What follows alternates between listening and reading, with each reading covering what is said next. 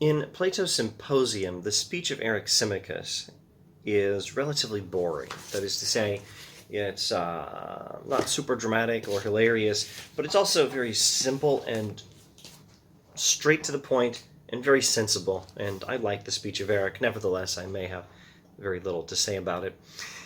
Eryc begins by stating that Pausanias introduced a crucial consideration in his speech, but did not develop it sufficiently. And so Eryc will try to develop it sufficiently.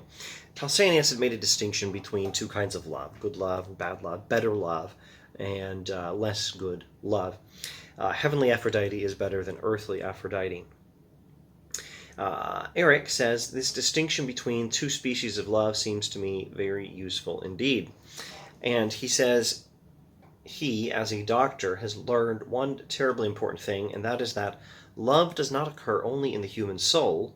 It is not simply the attraction we feel toward human beauty, it is a significantly broader phenomenon. Love, he says, occurs everywhere in the universe.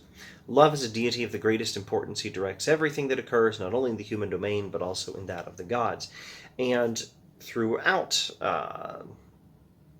the universe, there's such a thing as good love and bad love, or at least better love and less good love. Although I think good and bad would probably be correct. He says our very bodies manifest the two species of love. Now recall, in Pausanias' speech, love serves something else. Love serves the good. Love serves, ideally, virtue.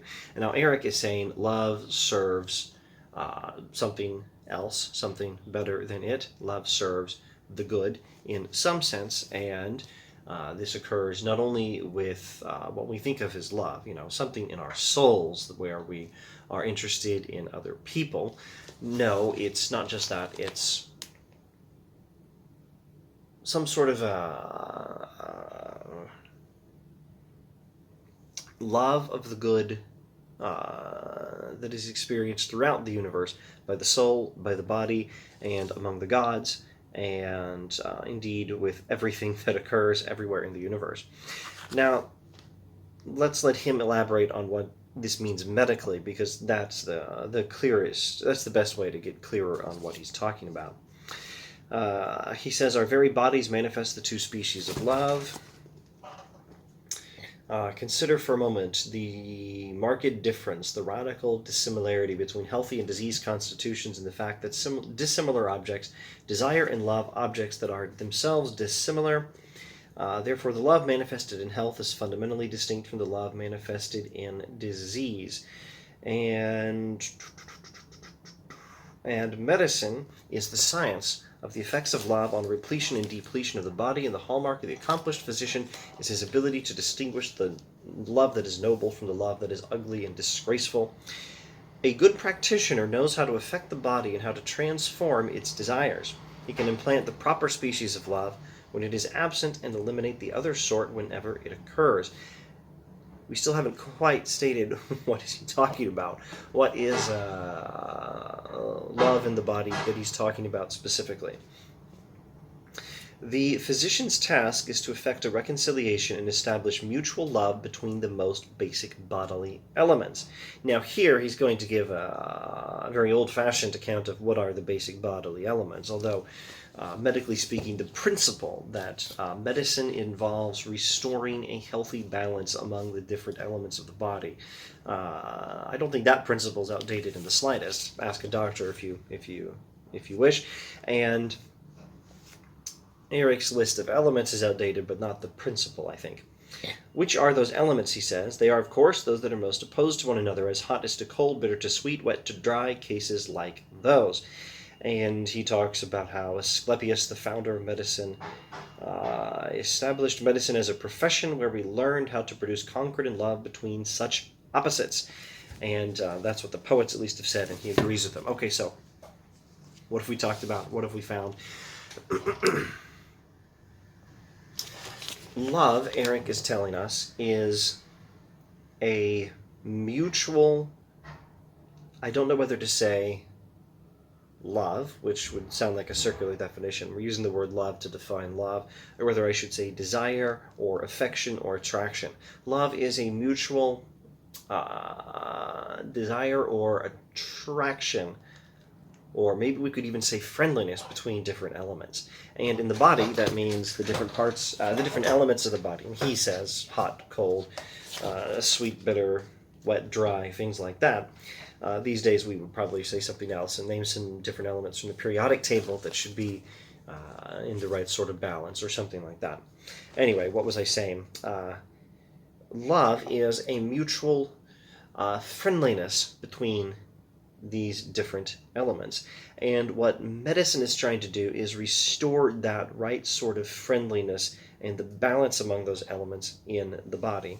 And that's Eric's paradigm. That's Eric's paradigm for thinking through love in all cases. And he talks about other things, music. He talks about music as the science of the effects of love on rhythm and harmony. He talks about physical education and farming and poetry. And let's skip over all of that and observe in what these days we would call religion. Consider further the rites of sacrifice and the whole area with which the art of divination is concerned, that is, the interaction between men and gods. And he says, here too, love is the central concern. Our object is to try to maintain the proper kind of love and to attempt to cure the kind that is diseased. For what is the origin of all impiety? Our refusal to gratify the orderly kind of love and our deference to the other sort. Divination is the practice that produces loving affection between gods and men. It is simply the science of the effects of love on justice and piety, and such is the power of love, so varied and great that in all cases it might be called absolute, yet even so it is far greater when love is directed in temperance and justice toward the good, whether in heaven or on earth, happiness and good fortune, the bonds of human society, concord with the gods above, all these are among his gifts. And then he stops his speech, and it'll be Aristophanes' turn next, but let's see if we can quickly observe what he's talked about here. Not all desires are equal. Not all love is equal. There is such a thing as rightly ordered desire and disordered desire, something any number of other characters have talked about. Augustine, in his books, just won't shut up about this. There's such a thing as rightly ordered love and rightly ordered desire, and there's such a thing as disordered desire and disordered love. And the proper sort of love is the sort of desire that restores, that cultivates the good. So again, like Pausanias, he's saying that love is not good in and of itself, but love at its best is pointing towards something else that's good. Now, what is his concept for the something else that's good? What is good that's beyond love, that is greater than love, that love itself is something like a means to an end of? What is that good? It is the right sort of balance and harmony between different elements. And the right sort of love and desire is the sort that can support and establish and maintain that harmony. And love should be directed in temperance and justice toward the good. And I'm not sure what else to say about that, except that it doesn't seem to be a complete account. Well, it wasn't supposed to be. Eric's not a philosopher. Eric's just giving us a perspective informed by medicine. Eryc is a sensible character and a doctor, and he's giving us his own partial understanding of how love serves something greater than love, but what ultimately is the greater thing, and what sort of an account of the good can we get beyond Eric's not very precise descriptions of harmony among different elements. Well, that's what later speeches in the Symposium hopefully are for.